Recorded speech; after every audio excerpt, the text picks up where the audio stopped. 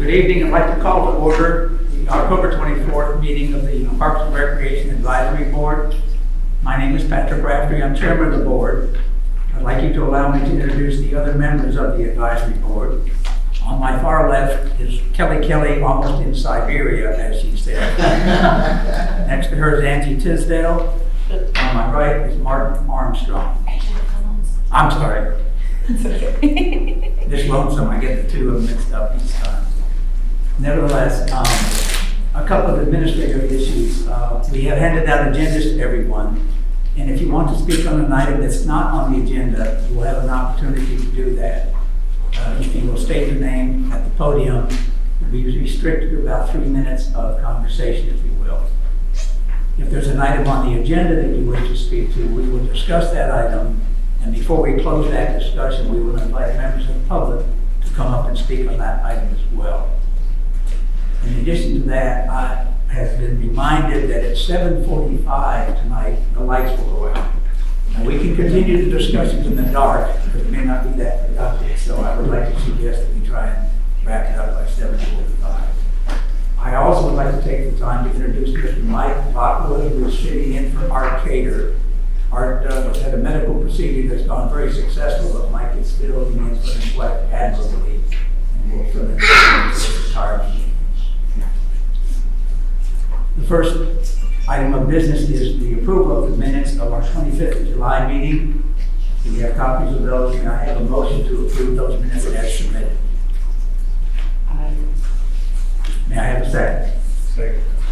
All in favor? Aye. Aye. Opposed? Unanimous. The minutes are approved and submitted.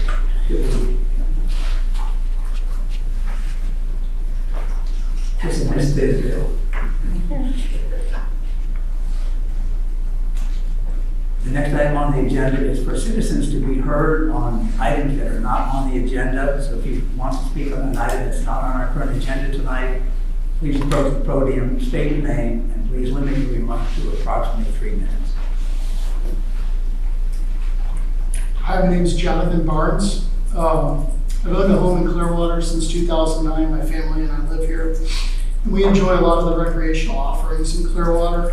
But one of the things that's lacking in this city is a concrete skateboard park. We had a skateboard park at Ross Norton, and actually I didn't know about it until 2021. And when we started going there, it was in pretty bad repair. The staff there told us it would be repaired and some upgrades would be made, and what's actually happened is the skate park has gone away. So several times a week, my family travels from kind of Glenwood area of Clearwater down to St. Pete to use their 3 public skate parks that are open and available. There's no entry fee. We go down there, my son skates for several hours. We get lunch, we get dinner. We usually buy groceries and spend our money outside of the city of Clearwater. So it'd be really nice if Clearwater would investigate building a nice concrete outdoor skate park that was open. Most of the cities in the area, Safety Harbor, Indian Rock, St. Pete. I won't include Dunedin because theirs is gated and has an entry fee, so it does not get used. But if you go down to the Campbell Park by Tropicana Field, every day of the year there's people out there. Nice community of people, a mix of races, a mix of ages, genders, different cultures, stuff like that. Everybody gets together and has a really good time. The young kids, the adults, the teenagers, they all have something to do together. There's a lot of stuff for kids to do, splash pads, playgrounds. But once kids get to about 10 years old and they don't play team sports, there's not really a lot in this city for them. And, you know, we have an air park, we have a golf course, we have baseball fields, volleyball fields, basketball courts, tennis courts, I think pickleball courts, splash pads, playgrounds, public art, libraries, an $84 million concert venue, rec centers, boat ramps. A skate park seems like a drop in the bucket. Price-wise, if you're comparing to the park that's in Carrollwood, that's a 7,000 square foot park. We're looking at $35 to $50 a square foot to build, so $245 to $350.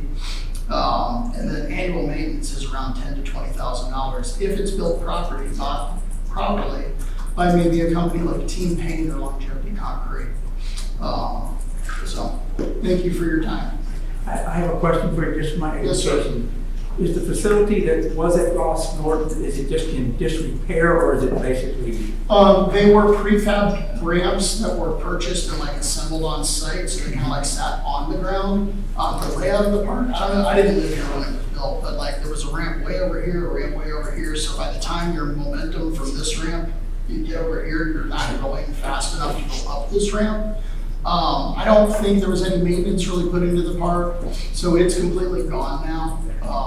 In fact, the last time we went was probably about 2 years ago, and they had taken some of the pieces out, and there were bolts and debris on the ground, and the guys that worked there said that they were gonna be doing some repairs and looking into, some new construction projects, but now I believe it's either paved over or it's like AstroTurf sports field. We're in the process of updating the Parks and Recreation 15-year plan. Right. There was a lot of community involvement on that. I was wondering if you had an opportunity. I absolutely did. You And did? the only thing I talked about was a skate park, because we have all these other wonderful amenities. Okay. I'm an avid boater. I love playing golf. I played tennis last night with my son for an hour and a half. But, this is something that we don't have in the community. And compared to the budgets that we have for other projects, it's a pretty small amount. Very good. Mike, do you have anything you'd like to add to this discussion at all? Or just Yeah, I mean, as you hit, we're getting ready to kind of go through our final stage of the master plan, so it's good that you're involved in that. Right. Kind of your timeline, yeah, that park was about 20 years old. Yeah. So when you were talking about them taking parts out, we tried to repair as much as we could. We could not find parts anymore, so it's becoming an unsafe environment. Right. We did talk about 2 different options. One would be potentially building a half bowl out in front where the playground is, because that playground we're going to a master plan now at Wright Park. It wouldn't be something that's done tomorrow, but it is something that we are talking about. We've had, meetings with the neighborhood. I'm not sure if that has come up, and I can follow up with our staff that was there.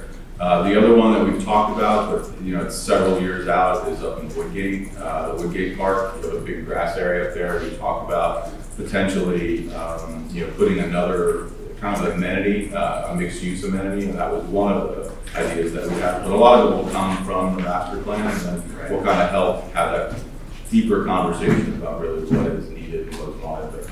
But just glad you're a part of that. Yeah, I really appreciate it. Yes, sir. If there's something I can do to help with that. Absolutely. Thank you for your input. Thank you very much. Anyone else to speak on an item that's not on the agenda for this evening? I'm Pat Johnson from Friends of Moccasin Lake, so obviously we're going to talk about Moccasin Lake. We put on a great dinner for our volunteers and employees, with dinner from Caponas and a rousing tribute game from Events Done Right. So we tried to honor them and show our appreciation. Another couple things are real concerns. We were hit by lightning. Moccasin Lake was hit by lightning about 3 weeks ago, and although their phones are up, we do not have email, we do not have cameras, we do not have a gate opening. The cameras are a concern. We have birds of prey. We need those cameras up and running. And the gate is a problem because anything after hours, someone has to go down and open the gate, close the gate constantly. So we need to kind of move this forward and get her moving. And the next thing is, I don't know how many of you are familiar with the Junior City Ranger program that's been started with 5 different parks here, and it's been in the works for a number of years. It finally came through. Finally, the city made these nice, lovely, beautiful brochures, which made hundreds of them. And unfortunately, they have duplicate pages and that sort of big waste here. I brought some of them, and we have the ones that I have, and some of them that's concerned. Okay. So I don't have one for everybody, I just grabbed them. Good idea, but they don't want to ride.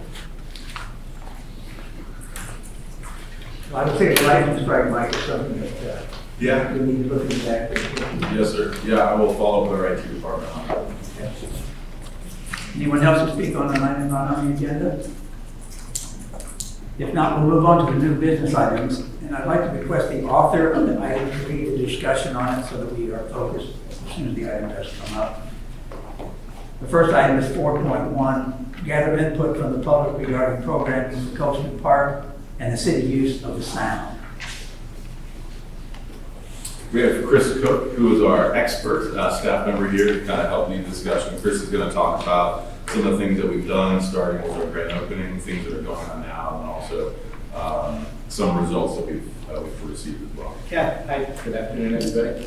Thought we'd start off talking about the grand opening and reason for doing that is there was public engagement that went out before the grand opening, asking what kinds of activities that the people would expect to see during such a a large undertaking for the city to open such a beautiful new park. So when we did that, the theme we came up for the grand opening surrounded around our 4th of July, which has been a historic annual event called Clearwater Celebrates America. So we just took that theme of Clearwater Celebrates, and then each day, we did 7 straight days of activities. Each day had a theme around Clearwater Celebrates. So we did, for the official grand opening, the first day was Clearwater Celebrates Coachman Park, and it was really all about the wait that the communities had for this park to be open, and the ribbon cutting, and a grand concert that night, and really just celebrating, that finally it's open. The next night we did Clearwater Celebrates Diversity and Culture. We did Clearwater Celebrates the Music. Clearwater Celebrates Community, which we featured all local performers and vendors and everything local that day. We celebrated Hispanic culture. We did Clearwater Celebrates Wellness, which included a staff wellness walk and community exercise programs. And then it crescendoed with the Clearwater Celebrates America with the Florida Orchestra, giant fireworks show, and it's hard to tell exactly how many people were there, but we anticipated somewhere between 20 and 25,000 people on that one day. So talking about, it was nice to have 6 days to get ready for that really, really big day, but it was also a little exhausting in that weather we had this summer, how hot it was out there. But I bring all that up to say is we learned a lot during that week. We wanted to use that as a microcosm to see how things would work, to try a lot of different activities. So on each of those days, there was everything from music to markets to vendors. There's a 5K that went on there. And really, we wanted to learn operationally the best places that the park could host certain things, and then also see what the community really engaged with, what they came out to.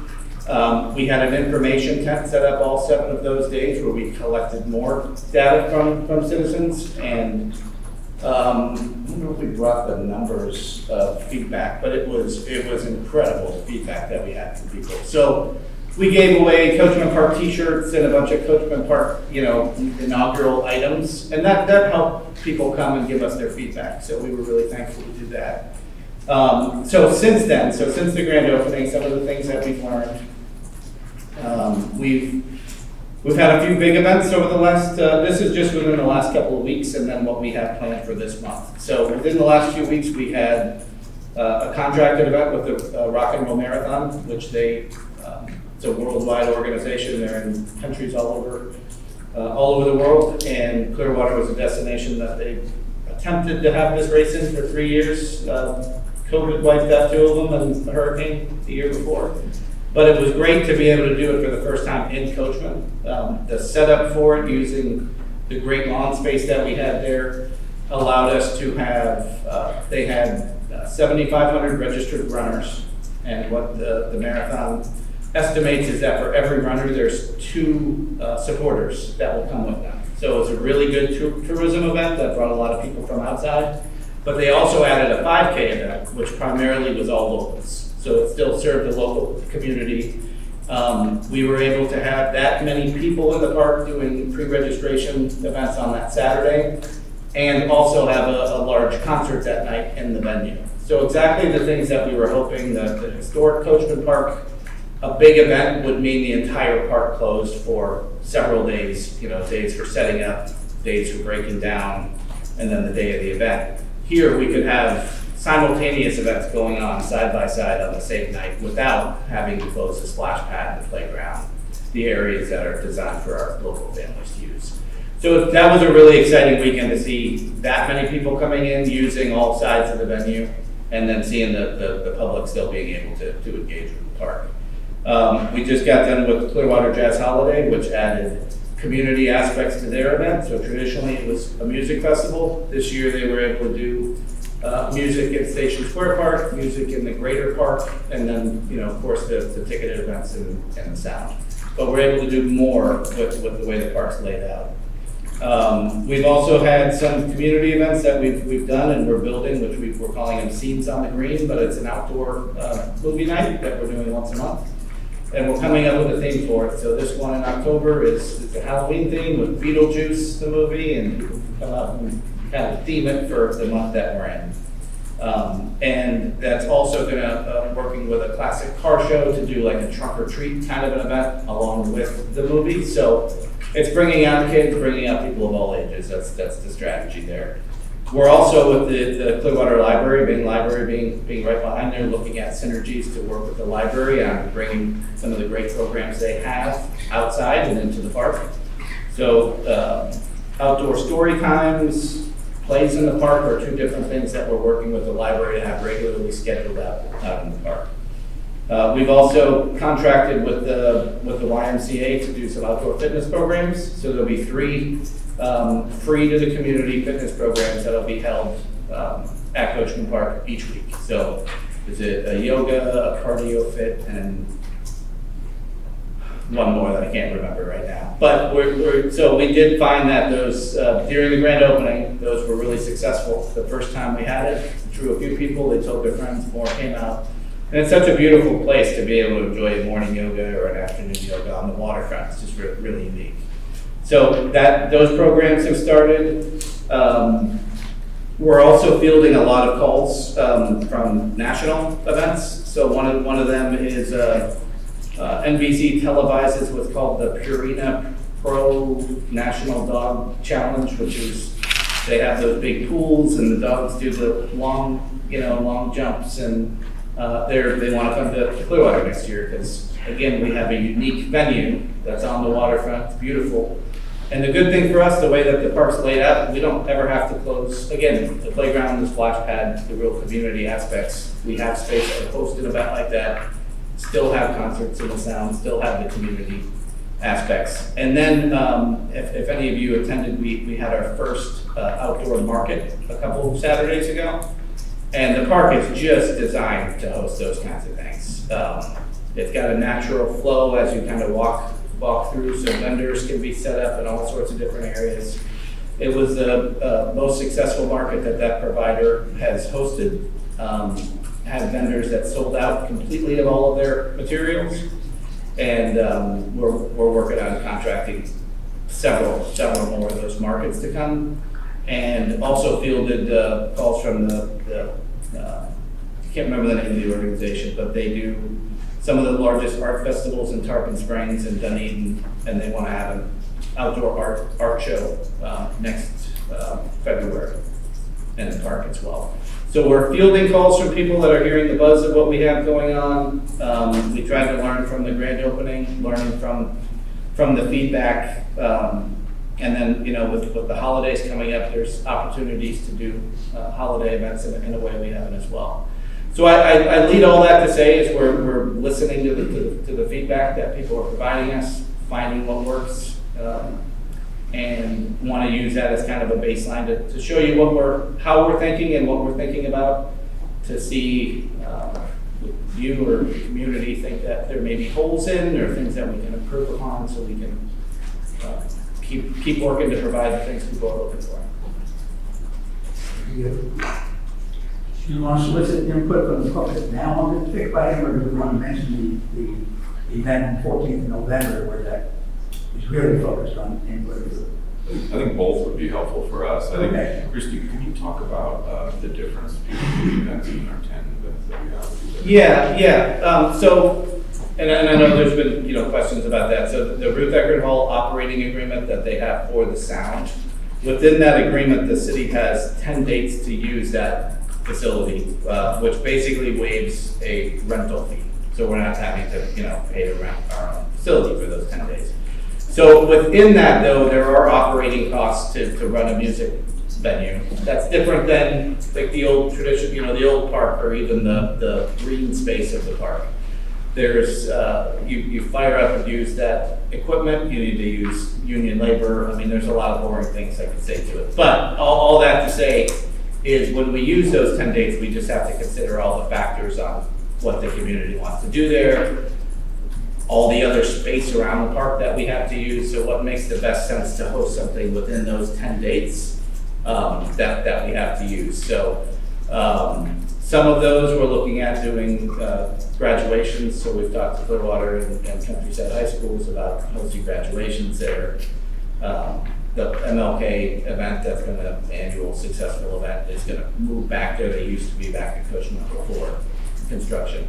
So there are dates that we are already kind of looking to commit to because they're community driven events. I think that's really important for those 10 dates. We know the rest of the calendar is filled with, ticketed events that, great events that people want to pay to see. So how we use those 10 dates, I think, is something we're looking for, feedback from the community and from you all on, as well as, any of the other more park side of it. Yeah, no, that's good. Yeah, because so there's kind of two different things, right? So there's the community aspect, all the things that Chris initially talked about, and then we want to make that recommendation and share those ideas with staff so we can kind of cultivate those. And then also the 10 dates, we want to make a recommendation to our council there so that ultimately they can make a final decision on what those 10 dates are. And again, I think the word that we keep on throwing around is complement. We really don't want to compete, but we want to complement. So how do we complement, kind of what's already being, kind of activated there? And then how do we then, as staff, listen to what the residents want, and then also, kind of be able to then put those in place. So we'd love to hear your ideas. It doesn't have to be tonight. We'd love to hear them tonight. It doesn't have to be tonight. We can share our information with the board. And then as Patrick stated, we're going to have a special meeting, or the Parks and Recreation Board is going to have a special meeting come November 14th here at this site as well. And that will solely be focused on those ideas coming to us and hopefully bringing them to life with the conversations with people that are in the room. So if anyone would like to provide input now, feel free to step up to the podium.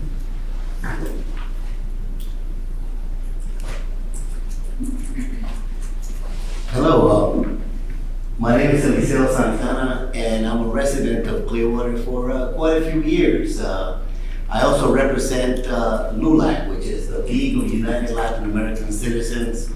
It's the largest and oldest Hispanic organization in the United States with over 135,000 members. I represent the state of Florida for that organization, and I live here in Clearwater. But I speak to you as a citizen of this city. And I have to say that, first of all, I love the park. I love the facility. The ambiance of it, the family friendliness of the facility is there. We just finished having an event, which was, we had about 5 weeks to prepare at Crest Lake Park. It was the last day of Hispanic Heritage.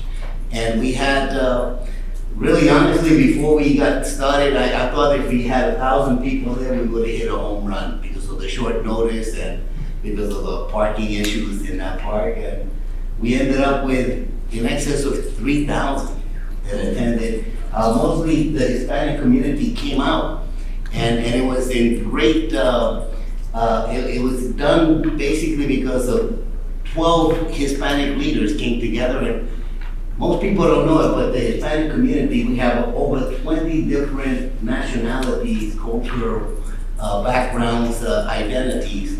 And these 12 leaders came from the different segments in the Hispanic community, and we were able to communicate, and bam, we had that. The reason I'm saying this is because I'm very much interested in being able to use the facilities. Not quite sure if we're able to have it filled to capacity. Optimistic on that, but we definitely want the park to be we want the community to feel that this is ours, that they're a part of. And I think that by reserving a day or two for us to be able to have that kind of an outcome, I'm hoping, very optimistic, and I will work very diligently to make sure that that event, just like in Crest Lake Park, where we expected 1,000 would have been a home run, that we would exceed expectations. So we want to be partners. I want to be partners. This is my city. I want this park to succeed, and I want people to have ownership of it. Thank you. Very good. Anyone else at this time? Hello, good afternoon. My name is Angel Santiago. I'm the president and CEO of a company called Our Community First. Alessandra did a great job explaining the event that we actually had over the weekend for the Hispanic Heritage Month. My company, what it does, it basically showcases a lot of not-for-profits in our location in Clearwater and help families in need. It's like a directory. And when we did the event, like he said, eloquently, we were expecting, maybe 1,000 would have been a home run, but we had over 3,000 people, probably more. And there is a big need, I think, that the combination with the park and everything. But what I see also is transportation. If there was a transportation in the corridor of Cleveland, for example, to have them bus to the event would be ideal, and I believe you'll have more of an outcome if that is available. We actually did the trolley, Johnny Trolley. We actually had that set up during the event. But I think if they knew that we have a bigger venue where we can host, a broader spectrum of what we can offer to the community, that you will have probably even 4,000 or more. There's people that actually cross the bridge to come to this event from all sectors. And to show the beautiful park that Clearwater has to offer. St. Pete, has the pier, but we have the park. And I'm almost confident that we can bring thousands of people from that sector over here and over the airport county. So again, thank you. And also I want to give a shout out to the city of Clearwater because they were instrumental in making this happen. And they also gave us the opportunity to show our leadership, to make all this work together. We canvassed the neighborhood, we went door to door, went to the businesses, and they were just as excited that we were included in this. So keep in mind that when you are planning these events, to include the leaders in the community, and I think you'll have a better outcome as well. Thank you.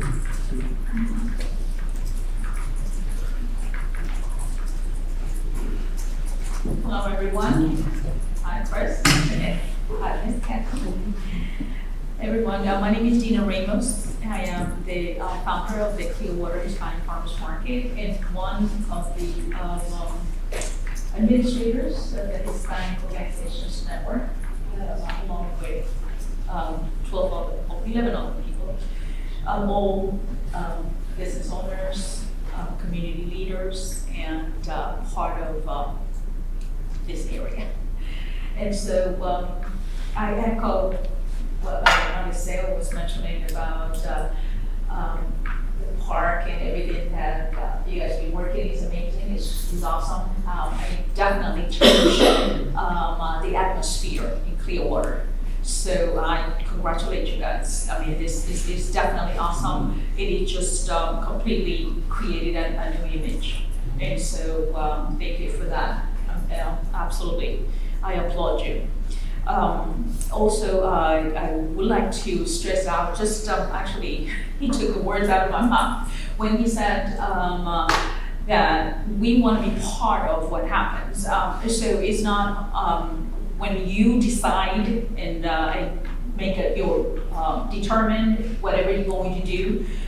Yes, you can make money by bringing some renowned artist or event or festival or whatever, and you will bring financially, economic, it will flow, absolutely. But at the same time, I believe that this is part of our community. This was paid with our money. I mean, we pay taxes here. And so the fact that the community is not engaging and becoming part of those decisions and participating is almost like you are left out. You're being left out in what's happening. And so why did we pay so much money and then we're not even getting a slice of the cake? Like being part of it. Like it's I understand that there's a cost of using the amphitheater, the sound. And a lot of us are community leaders of nonprofit organizations. And most of us work without a salary. Almost all of you, or most of you, I should say, have an income, salary income. City pays for your salary. We do this because we love our community. Nobody pays me a penny. Nobody pays them a buck for doing what we're doing. And we work more than our regular jobs, plus all of the hours that we invest in this. So this is something personal. This is, I'm taking it to heart, I really, sweat over here because we are passionate about it. We believe in it, and it is not a salary. You go home and, okay, check, 40 hours, my check is in the bank. No, I cannot say that about the work that I do for the community. And so this is a passion to see the community coming together. And so all of that to say that when you decide and we choose, we want to see a stronger community. We want to see something that builds community. We want to see something that brings us together. We want to see something that causes us to say, hi, I belong here. I'm part of this. This is my city. It's not like you bringing somebody from New York or from, somewhere, and place there. No, that's my group. That's my cousin over there. That's my uncle. Taking part of it. So it is something that we want to see the community blossom, grow with it, and that we are part of what happens there. That you take us into account. When we do. We are non-profit, we don't have, big bucks to spend on it. But we definitely pay for it because we work here, we live here, and we want to be part of it. And so whatever you do, whatever you decide, whatever you choose, we want to be part of it. We want to be part of it, engaging what happens in here. Thank you very much. I think this forum is an attempt to reach out and to include the community, complement the activities that we're undertaking, not only this forum, but the meeting on the 14th of November as well. So certainly, your voices will be heard, I'm sure. Buenas tardes. Good afternoon. I'm here to translate for him. His English is not very good looking. The statements that I make are his, not mine. Sí. Mi nombre es Antonio Ojeda. Yo soy ciudadano venezolano, ingeniero en Venezuela y técnico del Departamento de Parques y Recreaciones de la ciudad de Clearwater. I'm Venezuelan. I am an engineer by trade, and I'm currently working with the city. Pero quiero hablar como residente de la ciudad de Clearwater, no como miembro del gran equipo de parques y recreaciones del cual me siento muy orgulloso de pertenecer. I'm here to speak to you as a citizen of the city and not from my employment. Creo que debemos construir la ciudad para los niños. We should construct the city to be child friendly. Porque el futuro del país está en los niños. The future of the country is in the children's hands. Y en la medida que nosotros podamos construir las carreteras, no son para los niños, es un peligro. And the streets that we construct right now are not friendly for the children. It's a great danger. Pero los parques, en realidad, But es the la parks- vida y el futuro de nuestros niños. But the parks in reality is the future and the benefit for our children. Estimo conveniente y prudente, y lo vengo estudiando desde hace mucho tiempo, I speak to you with having a lot of studies and a lot of reflection on this issue. que debemos impulsar el emprendimiento ambiental. We should definitely promote the good atmosphere. Y la pieza fundamental para el emprendimiento ambiental tan importante para este país, del cual le agradezco mucho nuestra acogida, And the most important thing for the future of this country that I so value son los niños. are the children, Las escuelas the schools. deben incorporar, las escuelas de Clearwater deben incorporar rutas inmediatas hacia los parques con los niños. The schools should incorporate this with the city to be able to have a direct route to the parks from the schools. Es bellísimo Disculpen ustedes, yo trabajo en el Parque Cosman y en el CRES, I work in Coachman Park and in Crest Lake Park. pero como ciudadano, But como as a residente citizen, as de a Clearwater, resident of Clearwater, esos parques, el Bellevue, el CRES, el Cosman, es una pieza de oro para el futuro de esta ciudad de 120,000 habitantes. the parks that he just mentioned, he says that are gold. They're golden and they're the future for our city. Allí vamos a sacar el niño sano, el que sale con su abuelo, con su padre, a recorrer y ver el agua, ver el suelo, ver el aire, ver los pájaros, ver los peces. Eso es muy importante. Entonces, Promote family values in the park. yo propongo a ustedes, humildemente, propongo a la ciudad de Clearwater, With humility, I propose to you, impulsemos el emprendimiento ambiental, invitando, reuniéndonos. Es muy importante reunirnos con los maestros, con los let's profesores, get together with the students, the educators, porque ellos, en conjunto con sus padres, van. then in conjunction with the parents of the children.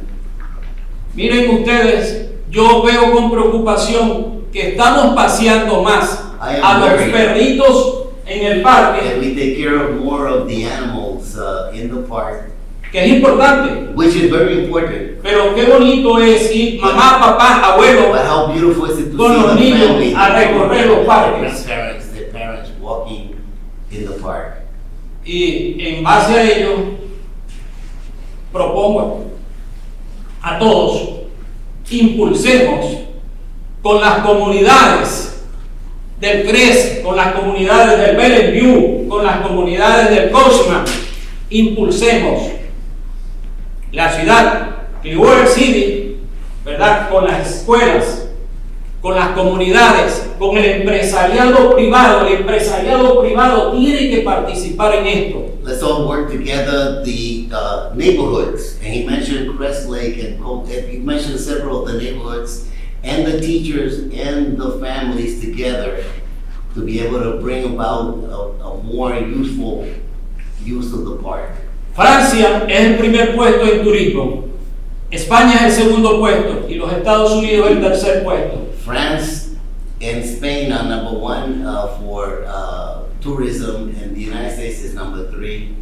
Pinedas es una potencia en Pinellas has the turismo potential to bring about tourism. y las playas y los parques The son la parks fortaleza. and the beaches, Pero si vamos por los niños unidos. but we have to think and bring the children together. Muchas gracias, me disculpan Thank you. no dominar el inglés, estoy estudiando. And forgive my English. Gracias. Thank you very much. Ok, gracias.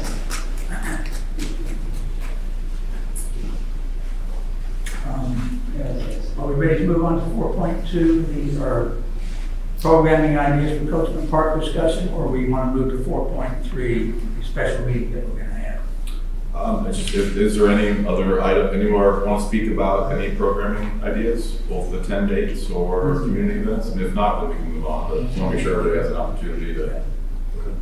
Can those be put in writing and emails? Absolutely, yeah. Leon, I'm sorry.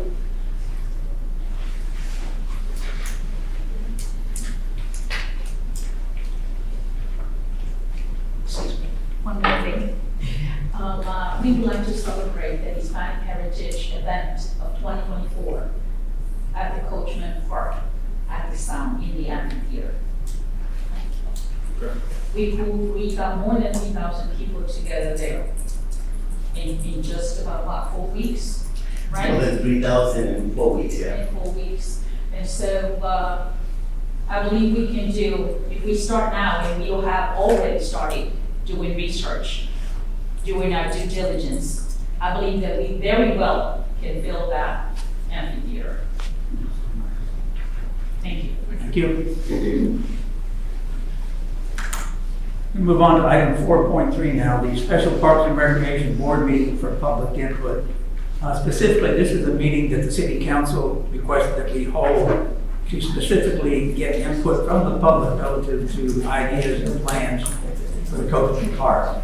It is scheduled for the 14th of November at this location.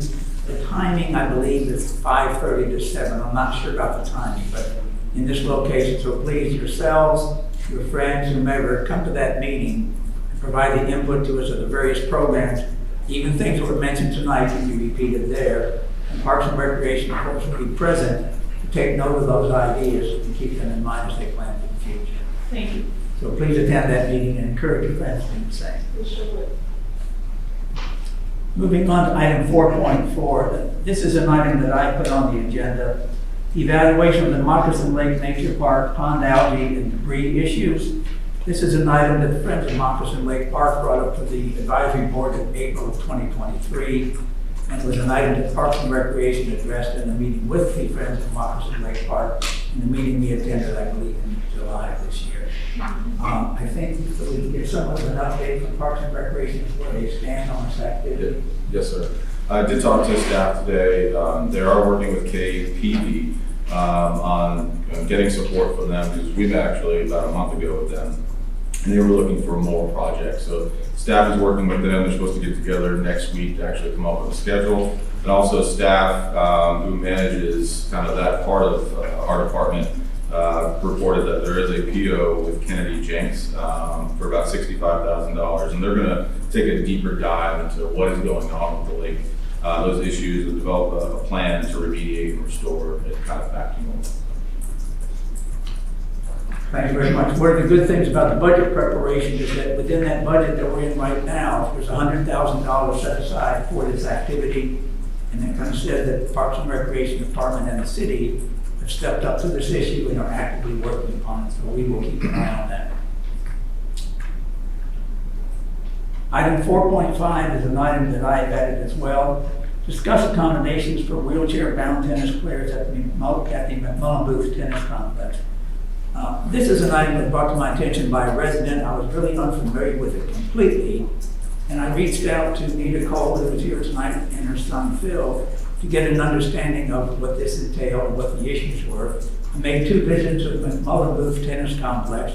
I also met with Nita and Phil to get some feedback from them. At the conclusion of those meetings and discussions, I did send some recommendations and observations to the Parks and Recreation Department. And I'd like to take the time for Mike perhaps give us a brief update as to what their feelings were, responsive were to some of those items. The first one is that the admission fees to play tennis at the McMullen Booth Tennis Complex is very reasonable, we've been told. However, because these people are in fact disabled, handicapped, have limited incomes, I made the suggestion for Parks and Recreation to consider whether they could be allowed to play for free, or there would be another type of program that they could involve themselves with to minimize the cost of playing tennis at McMullen Booth. So Mike, if you can comment upon that? Sure. So we do have, I was talking to Patrick, and we do get requests a lot to kind of offset and how it can offset fees. So we do have a scholarship program. That scholarship program is anyone can fill out the application, youth, senior, adult, and then there's some paperwork that goes along with it. So if somebody truly had a financial burden, we would evaluate that. There's 2 things that you can actually get scholarship. You can get scholarship for the Plus card, which gives you access into our fitness centers. And I know it wouldn't necessarily apply to this application, but it would. The other part of that is you can get scholarship program fees. So we can create a wheelchair tennis program, and then those program fees can be paid. So that's one opportunity we have to offset some fees for folks that may not be able to kind of get those financial pieces together. The other one is, I was talking to Patrick, and way back when I was more involved in the recreation side, we had a Friends of McMullen tennis committee, and we met, I want to say monthly, it could have been every other month. So I reached out to a couple of those ex-members. One was Judy Foster, who was part of the Suncoast Tennis Foundation. She's no longer, the Suncoast Tennis Foundation is no longer in existence, but we talked a little bit through email back and forth with kind of other opportunities. So I was telling some folks here in the audience that I did get in touch with Bill Hannigan, who works for USTA. So Bill and I are going to get together next week. I'll involve my staff to really kind of dive into what kind of partnership we can create with USDA, which again may address some of the financial burden or address some of the opportunities that we may have to partner with them. He was very excited about the opportunity, and again, a couple of members in the audience know him very well, so I look forward to exploring that and then reporting back to Art, and we can report back to the board.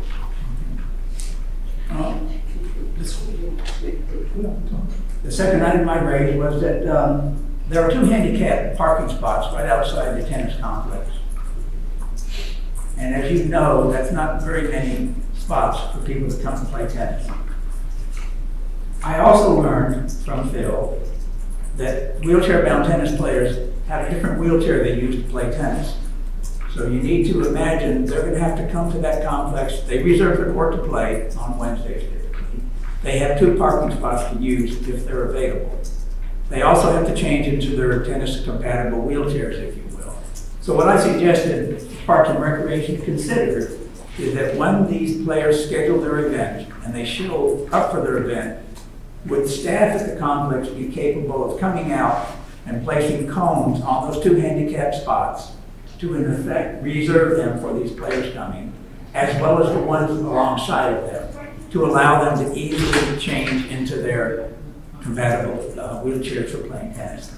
So I sent that off to Mike and Art, and he has some comments on that. At times at McMullen, we do have 2 staff members, so in an ideal situation, I don't think it'd be a problem, but there are times where we only have 1. So one of the ideas after Patrick and I talked is, and I still have to do a little bit of research on this, but over at the Long Center, we used to have a program, an arthritic aqua program. So they were reserved spaces for the folks that were participating in that program. So they weren't, if someone else parked in there, they wouldn't get a ticket. I couldn't call CPD to come support it. But people will acknowledge the fact that, hey, this parking space is reserved. So we're going to explore that a little bit more. So I don't necessarily have a final answer on that, but I thought about the idea that we used over at the Long Center really worked out well. People were very respectful, of that. So if this does, kind of catch on, we can explore that as well. And I'll again report back to Art. We can report back to the board. Very good. The next item was some of the courts proactively by Parks and Recreation are being modified to accommodate pickleball play. They can be used by tennis players, they can be used by pickleball players, and pickleball becomes quite popular. Dual usage courts, if you will, which is an excellent proactive idea by Parks and Recreation to make existing courts available for pickleball players. However, if you are a tennis player and the court's being used by pickleball players, you can go play in a clay court, no problem. Wheelchair-bound tennis players cannot do that. They can only play on the hard court. So what we've asked for the Parks and Recreation Department to consider is that I believe courts 9, 10, and 11 are hard courts. We've asked them to consider perhaps keeping 1 or 2 of those courts strictly for playing tennis, so that if in fact wheelchair tennis players would like to use it, they have the courts they can play on. Yeah, no, you hit it right on the head. We don't have a problem with that. I think, and it's a good point to why this is a really good conversation. Is when staff does things like this, they don't really realize how they're impacting. So the dialogue, as Patrick and I talked about, both good and bad feedback is positive to us. So this is an easy one to fix, so it shouldn't be a problem. I also noticed it was mentioned to me by Nita and Phil, and I didn't quite understand it, so I went out again on another trip to check it out. And there's a covered area that is very close to the courts they play in. And it's a covered concrete area, and there's a sidewalk that leads to the courts. However, there's no access to that area except grass. And imagine trying to go through grass in a wheelchair to get to it. And that's an area where they can gather, put their equipment, change into whatever equipment they want to change into, or just congregate there. So we've asked Parks and Recreation to look at that and see if from the sidewalk area, there could not be made a concrete pathway to lead to that covered area to make it easy for them to get to. Yeah, and that's not a problem, so we're going to work on doing that. I was actually out there before the meeting tonight. I've been to McMullen probably hundreds of times and didn't realize, so again, I appreciate you bringing that up to us. So. And there was a couple of other items I mentioned that are not related to the wheelchair-bound tennis players that Mike and I talked about. I won't bring them up here, I don't consider them to be that significant, except for one. This is a suggestion I think that Mike is receptive to, which is, the times that I visited that complex, they were very popular, very well attended, lots of people there. In fact, you cannot find a parking spot there many times. What I suggested, perhaps, because of the volume of people that are using it, would it be beneficial to Parks and Recreation to have some comment cards in the reception area? That if tennis players had any comments they wanted to make about improvements that could be made, things that are not the way they could be or should be, they would then be able to see those immediately. And I pass that on to Mike. Yeah, every one of our facilities should have them, so it's just a matter of making sure that staff has them out for staff. And I mean, really for anybody here who's, gonna be watching this, we encourage, again, both positive and negative feedback. Again, some things, like the McMullen example is, we might walk by something and not realize that it's something that we're deficient in, so we appreciate the information that's shared with us, and we will do our best to make it right. And I'll just add on to that too. So with our sustainability initiatives, it may not be actual cards that we're putting out to give away now, but we have QR codes and things that people can scan and do No digital problem. feedback for us. Yes. We're not going to mandate the technology, we just want the message to get through. Okay, very good. Thank you very much. And I think one of the purposes of some of these items, I was educated on this as well. And this is a public forum where we can discuss these things. And myself, Parks and Recreation, the board, they can kind of learn some things that we might need to consider that we never even thought about before, quite frankly. Going on to item 4.6. This is an item I also added. Discuss the Clearwater Audubon Society's agreement for Moccasin Lake Nature Park Birds of Prey. This is an agreement that I believe expires in January 2024, and it is negotiated between Parks and Recreation and the Clearwater Audubon Society. And essentially, between what the city can do and what the Clearwater Audubon Society does, we try and maintain the birds of prey enclosures and exhibits at Moccasin Lake Park. And if you've not been to Moccasin Lake Park, it is an absolute gem in the city of Clearwater. 52 acres, tremendous visit. Birds of prey is something the first thing you're going to want to visit and so forth. For that particular reason, I've asked it to be included tonight just to say that as those negotiations go forward, we are expecting the president of the Friends of Moccasin Lake Park, Jason, to make clear to Parks and Recreation, be it Boyd or the gentleman here tonight, what things that we need to be aware of as they do those negotiations. Because like in any negotiation, you want to be talking about it after it's concluded. You want to know about it as you go in to see what can be done with respect to the new agreement to maintain the birds of prey exhibit the way it should be done. And other than that, I don't think I can add this other than we'd like those negotiations to go forward. Moving on to item 5. Public comment? Oh, yes, I'm sorry. Beg your pardon. I'm sorry. We just have some of our bird prey volunteers here that Oh, want to okay, introduce yes. themselves tonight. Peggy, come on up, start with, I'll go up last.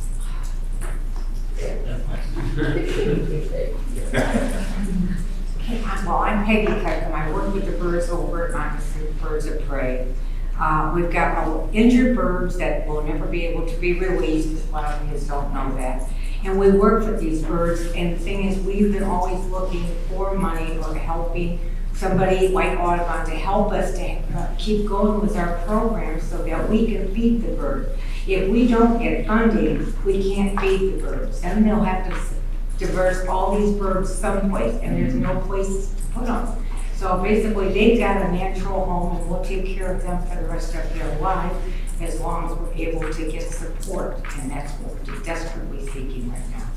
Okay, thank you. Yeah, you know, Cindy.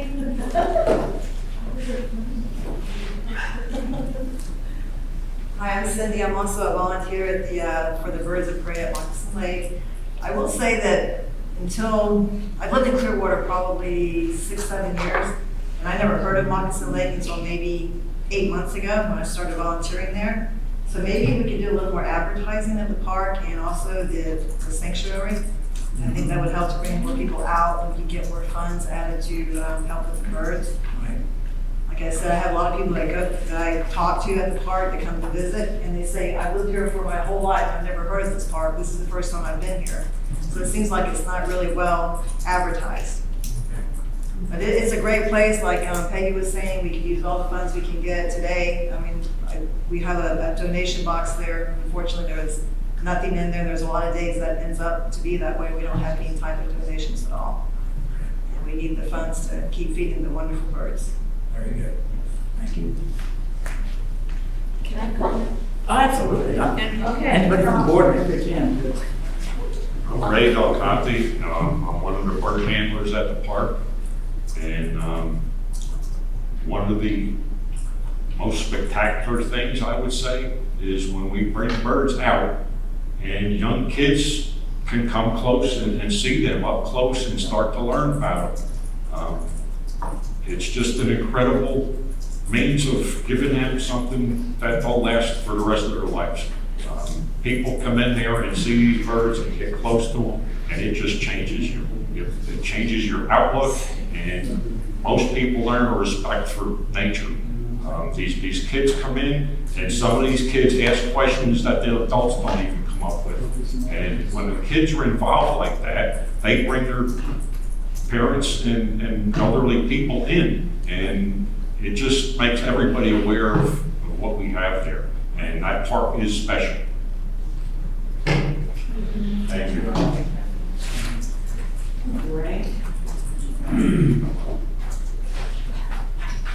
So the great volunteers from Moccasin Lake, my name is Barb Walker, and I direct the bird program, bird prey program at Moccasin Lake, and I'm the primary caretaker listed on the bald eagle permit along with our caterer. I'm also a state permitted rehabber, and my federal permit is in process. I have 20 years of experience. I was asked to create the Bird of Prey program by the City of Clearwater and the Clearwater Audubon Society. My 501c3 is actually Tampa Bay Raptor Rescue and has been in existence since 2014. We would like to work together to create an updated contract. I was involved in the original drafting of the contract and am a resource to you in case you have questions regarding that contract.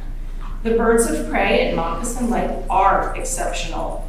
We have one of the few glove-trained ospreys in the entire world. And that is huge. So we feature falcons and barn owl as well, which means we also display the world's globally distributed raptors. There's only 3, the osprey, the peregrine falcon, and the barn owl. And even the World Bird Sanctuary in St. Louis can't say that they have the 3 world birds on display. So we're very, very proud of the collection. Each bird has been an incredibly specific choice on our part. We would like to extend an invitation to this board to do a vaccines tour of the Raptor Care Center that is on site at Moccasin Lake and give you a chance to meet some of the wonderful birds that reside there. Among those is Reed, named after Nathaniel Pryor Reed, who co-authored the Endangered Species Act. Another volunteer and I flew to Connecticut and we drove Reed the falcon all the way back to Moccasin Lake on our own dime. We are currently preparing for Halloween at River Creek Reserve and headed into our busier, more well-funded season. Thank you for including the contract on your agenda. I look forward to continuing the long-term tradition of having a bird of prey program in Moccasin Lake Nature Park. Thanks. Before you leave the podium, yes, can I ask a question? Yeah. Are you able to take the birds out, like to the Market Marie, like other sanctuaries do? Totally should be doing the market at Coachman Park, yes. Yeah, I was just We gonna need say. your help being plugged into those events as long as we can get the right people communicating on that, so they're on our calendar. That would be ideal. Like your competition down south. Friends, yeah. I think that would be perfect for advertising. Yeah. Take them out to these markets. We recently just returned from Panama City Beach. The city of Panama City Beach actually had us up there we had the birds on display and we were providing educational information, but it was at their Pirate Fest. So Pirate Fest is on the list, Mike. Little Pirate Fest down there at Coachman Park might be kind of fun too. Yeah. Given this is Tampa Bay. Okay. I have one quick question. Disney does a partnership with the Tampa Zoo. Would that be something that? Well, that would be lovely. They have a very big partnership also with the Audubon Center for Birds of Prey. I could imagine they might be interested in that, but our largest corporate sponsor in this area is actually Duke Energy. Okay. And we're hoping and have had positive feedback about a grant that we submitted recently, so we're hoping to have pretty much our program budgeting for next year secured. If not, I'd like to add, encourage any of the board members to actually make a visit to Moccasin Lake Park. I went there with Citizens Academy, that's when I first got there. But my favorite birds of prey whom I met when my first visit there is Elvis. Elvis the famous. Black, native, Florida vulture, and he is quite handsome. Thank you for your time. Thank you. Moving on to old business items, and I need to caution, so we have about 15 minutes to wrap up before the lights go out. So, this is a update to the October Parks and Recreation project. This is our 15-year update of the Parks and Recreation plan that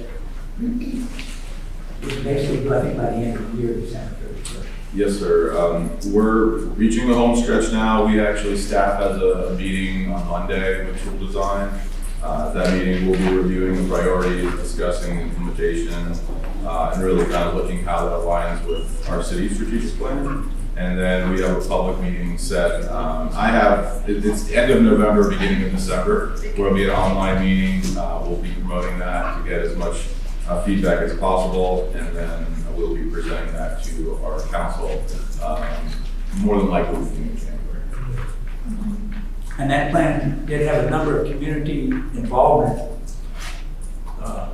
opportunities for us to explain what we would like to see in that plan, et cetera, et cetera. So hopefully everybody took advantage of that. But with these meetings coming up end of November, December, we shall hear more as to what they've decided to do with Parks and Recreation in total in Clearwater in the next 15 years. So that was significant. Awesome. Any comments from the board on that particular item? Trying to move on. Item 4 point, I beg your pardon, item 5.2 is an item I added with respect to an update on the Moccasin Lake Nature Park Pavilion and the trail route plan that is underway. Sure. Yeah, so I talked to staff today, and they are looking at demoing the structure in the back, and then really working on that loop to go back to the vertical line. And that'll happen sometime in January. They're also working on the stabilization of the bank on the tracks of that pond, and that's going to start in February. And then the pavilion, or the bridge update, is that we've been working on a plan to remodel, renovate the bridge itself, and it's going to actually be replaced. So that's kind of good news for us. So those are the 3 updates that go along with that update. The demolition of the park pavilion and completing that trail loop is something that's not yet formalized as a project on our project listing, but it is something that's underway, quite frankly. And I think I got myself a bit confused with respect to item 5.1 and 5.3. 5.1 is actually an update on the project status report that is done by Mike, and I will go to that now. And the 15-year plan was actually item 5.3, but nevertheless, it's in play, and we're going to be having meetings end of November, December. So Mike, if I can step back and ask you to walk us through the October project. A couple of highlights. One is the Reed Molson Trail. That's the structure that goes over the Mullen Booth. I was talking to staff today. May I have your attention, please? The library will be closing in 30 minutes at 8 p.m. and reopen tomorrow at 9 a.m. The reading will close in 15 minutes. I was talking to Matt today. They're working with the contractor on a schedule, so kind of more to come with that. But he's working with the contractor now, because there will have to be scaffolding that will be under the bridge. There will be some lane closures, so kind of bear with us as we're getting prepared for that. But also notifications on that should be coming out soon as well. We just went through a Country Hollow tennis court refurbishment. So tennis courts as a whole is about a to install tennis courts, 2 tennis courts, about $250,000. So it's a pretty hefty price tag. So what we've done is we've done some research and we've reached out to some of our partners, and we're working with a company now that just renovated Country Hollow Park for us. So we're fingers crossed. It looks beautiful. Matter of fact, I was trying to get out there to play with my son, play pickleball and tennis to see kind of how that ball bounces and hopefully, but I mean, it looks magnificent. So if we've found something, a product that we can use, it's something that we can use throughout our inventory as courts need to be resurfaced. You want to add any more, or Patrick, or you want to just? I think I'm also, any questions from members of the board with respect to the project listing and its updates?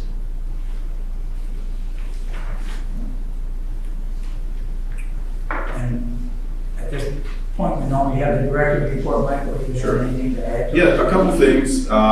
We've had, I want to kind of give some shout outs to staff over at Countryside Lawn Center in Morningside. They've had Halloween events, and I've been to, well, actually, I didn't go to Morningside, so I got caught up at the Lawn Center, but they have been great. They've really done a magnificent job. Countryside, we probably had about 500 to 600 kids and families. Lawn Center, we were trying to estimate it, and when I left, there was probably over 1,000 people. They had out of their field out front. Morningside, about 500-600 as well. We do partner with the North Greenwood Community. We partner with the CRA, but we have the North Greenwood Community Family Fun Night on October 28th from 5 to 9:30. That's on Buccaneer Field. Yep. And then the Ross Norton Recreation Center has a Fall Family Fest on November 3rd, which is coming up from 6 to 8. And then, of course, if you haven't gone, Boo Bash is at Baycare Ballpark on the 31st, and that's from 5:30 to 8:30. And then after we get out of this, we know we're all going to be watching the Phillies on TV. Yeah. That's it. Very good. Thank you. The last item on the agenda is board members to make comments to be heard. So I'll start at the far end with Kelly. Make any comment you care to make at this I time? do not. I'm good, thank you, for a change. Any comments from you, young lady? No. Okay. I just want to make a comment that when I was in graduate school at Auburn, we developed a international dinner because there was like, out of the 150 graduate students, 60 of them were from other countries. And so we said, well, we get a dinner together where everybody brings a dish from their country. And that was 40 years ago, and it's still going to this day in the graduate school. I was in fisheries. And as you guys are talking about all the different things you want to do, since there is so many different ethnic groups in this area, that would be a perfect opportunity to bring people together, to have an international dinner or whatever, just to celebrate all the different cultures that live here. Because I think there are quite a few, and it would be great for everybody, because the more you know about other people, the better off you are, the more friendships you develop. So, just my 2 cents. Yeah, I think some of the speakers tonight were really emphasizing the fact of Coastal Park and the sound of that area is really a community. And therefore we need to schedule events, plan events and so forth that are strictly for and can involve the community to go down and enjoy it as residents and members of the various communities that make up the city of Clearwater. So I think that would be a wonderful thing for the Park and Recreation Department to take into consideration. I do look forward to the meeting on November 14th with all the ideas that will be coming to us from the citizens. I wish you good luck in going through all the ideas you're going to get and all the citizens you're going to make and trying to pick which ones you'll be able to do. But if anything, I would say keep in mind the community on as many of those events as you can. And with that, we shall adjourn this meeting. Thank you for your attendance and good night.